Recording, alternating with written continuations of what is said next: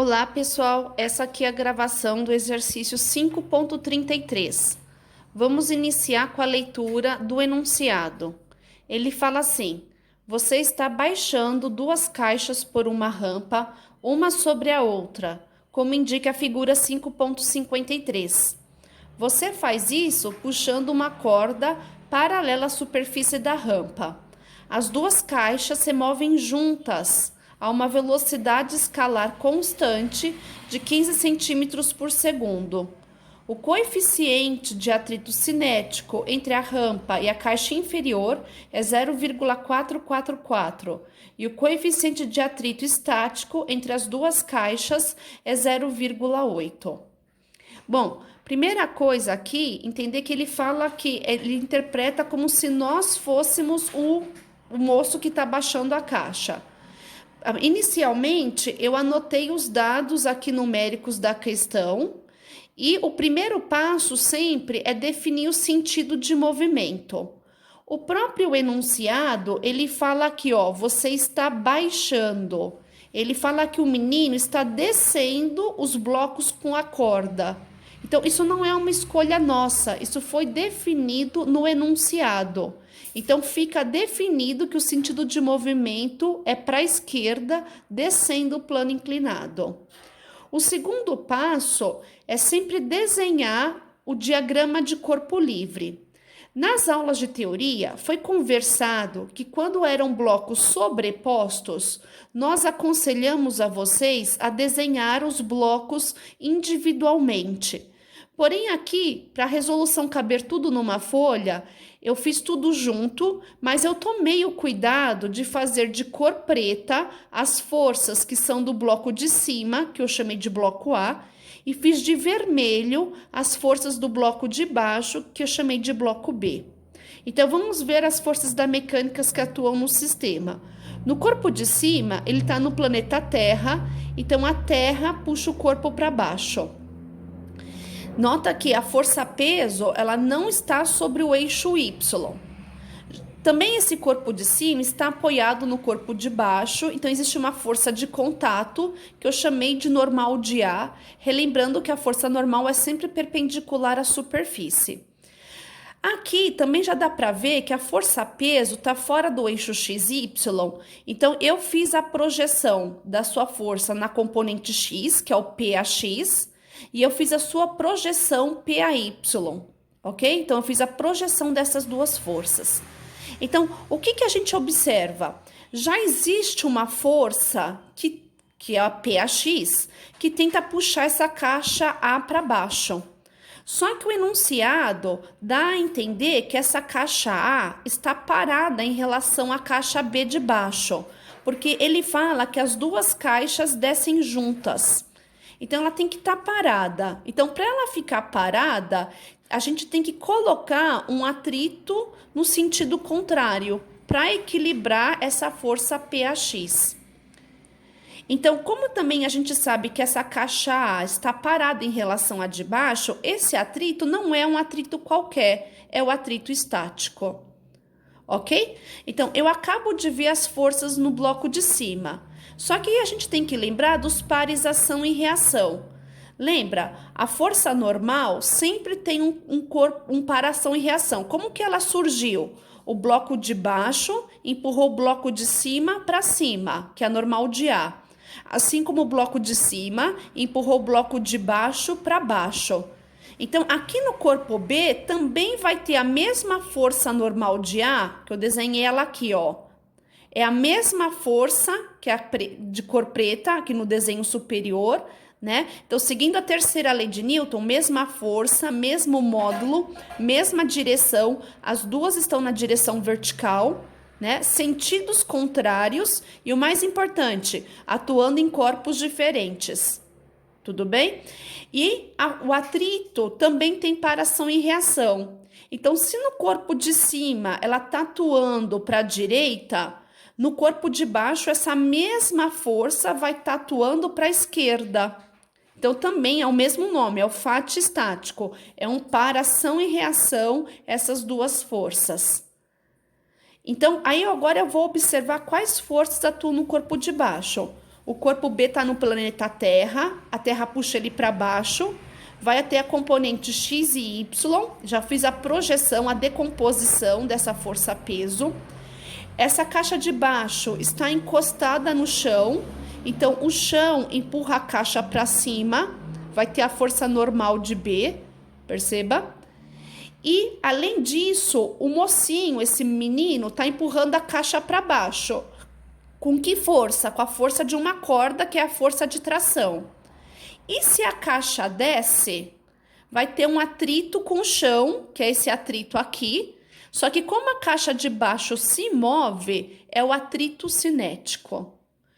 Pessoal, vejam que aqui não há necessidade de calcular o fato estático máximo, porque fica muito claro pelo enunciado quando a caixa está parada e quando a caixa está em movimento.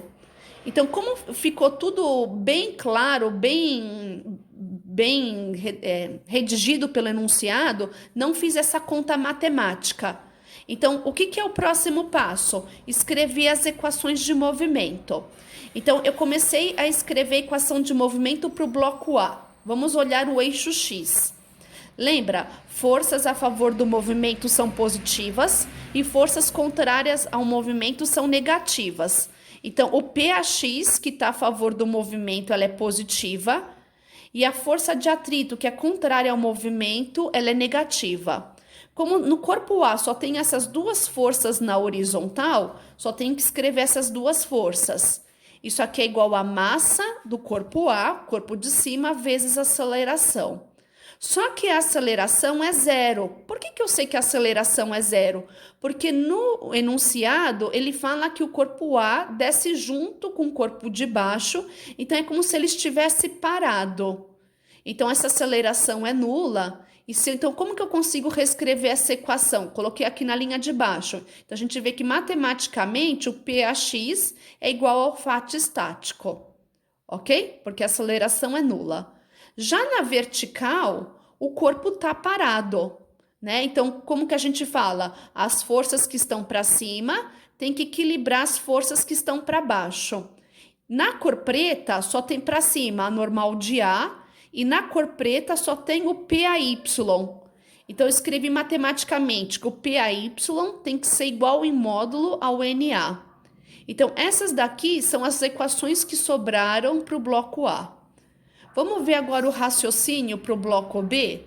No bloco B, que são as forças em vermelho, né? Então, quantas forças eu tenho a favor do movimento? Então, se a gente olhar, tem o PBX, que está empurrando para baixo, mas também tem essa força aqui, ó, apontando na descida do movimento, que é o fato estático. Então, essas duas forças são positivas. E aqui, no sentido contrário, tem outras duas, tem a tração e o fato cinético. Então, essas duas forças, elas são negativas. Então, isso aqui vai ser igual a massa do corpo B vezes a aceleração. Só que por que aqui a aceleração também é nula? Porque ele fala lá no enunciado que o corpo desce com velocidade constante. Então, essas quatro forças, elas vão ser igual a zero. Isso no eixo X, no eixo do movimento. Em Y, né, novamente, esse bloco de baixo, ele está parado. Então, as forças que estão para cima vão equilibrar as forças que estão para baixo. Então, que força que eu tenho para cima? A normal de B. E eu tenho duas forças para baixo, que é o PBY e a normal de A. Então, matematicamente, vai ficar o PBY mais a normal de A, as duas que estão para baixo, tem que ser igual à única força que está para cima, para o corpo permanecer parado sem sair do chão, perder o contato com o chão. Então, eu nem li quem é a letra A, eu não li quem é a letra B, eu fiz a compreensão do enunciado e agora sim a gente vai ver o que ele pede na questão. Lá no enunciado, se vocês observarem, ele fala assim, letra A, qual força você deve aplicar para realizar isso? Como ele fala que nós somos o menininho da figura, a única força que o menininho faz é segurando a corda. Então, ele quer que a gente calcula a força de tração. Então, o que eu fiz aqui? Como o eixo de movimento é só no eixo X, Eu copiei novamente a equação do eixo x, aqui do primeiro bloco.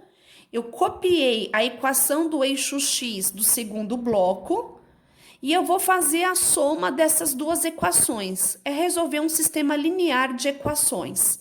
Quando eu somo, né, perceba que o fato estático é negativo na primeira equação e positivo na de baixo. Então, eles se cancelam. E tinha que se cancelar, porque matematicamente há um par ação e reação. Então, o que sobrou aqui na equação? Sobrou PAx mais o PBx, menos a tração, menos o fato cinético é igual a zero. E vou isolar a tração nessa equação. Isolei ela aqui do lado esquerdo. Então, o próximo passo é a gente começar a abrir cada um desses termos. Sempre para um plano inclinado, e só para um plano inclinado, a componente Px é a componente PC no de θ, que é o ângulo do plano inclinado. Então, Px, sempre para um plano inclinado, e só para um plano inclinado, o Px é o pseno. Só que aqui, como é do corpo B, né? Aí vai ficar o peso do corpo B. E lembrando que força-peso é massa vezes a gravidade. Então, eu fiz o Px para o corpo B, que é o pseno de θ, e eu fiz o Px para o corpo A, que também, de novo, é o pseno de θ, só que não esqueça de trocar o índice aqui da letrinha. E o atrito cinético, a fórmula do atrito cinético é μ vezes a normal. Pessoal, eu acho que aqui surgiria uma dúvida para vocês na hora dessa normal. Como que a professora sabe que é a normal de B? Olha como que eu penso. Vamos olhar a figura. Aonde que surgiu esse fato cinético? Esse fato cinético surge aqui, ó, no bloco de baixo. Esse fato cinético é o atrito do bloco B com o plano inclinado. Então, se ele surgiu no bloco de baixo, é a normal do bloco de baixo. Então, é a normal de B. Tudo bem? E daí, na linha de baixo, eu comecei a substituir os dados numéricos que me foi dado lá em cima na questão. Só que aqui, ó, eu tenho que abrir quem é a normal de B. Então, será que aqui, ao longo da resolução, nós já tínhamos pensado sobre isso? Vamos ver? Quem que era a normal de B? Vocês percebem que a normal de B é o PBY mais a normal de A? Então, eu peguei esse termo aqui e substituí aqui embaixo. E perceba que na próxima linha, eu só vou fazer a abertura desse termo, né? Se o Px é o pseno, o Py é o p cosseno. E a normal de A, não é que eu chutei que ela é o PAY. Da onde que eu peguei essa normal de A? Eu também já tinha pensado nela aqui em cima, ó. A normal de A, eu já tinha analisado que ela era igual ao PAY. E eu faço a substituição. E, de novo, se o Px é o pseno, o Py é o p cosseno. Também, galera, se a gente for olhar...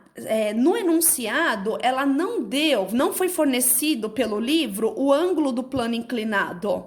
Então, eu tive que fazer essa continha em separado.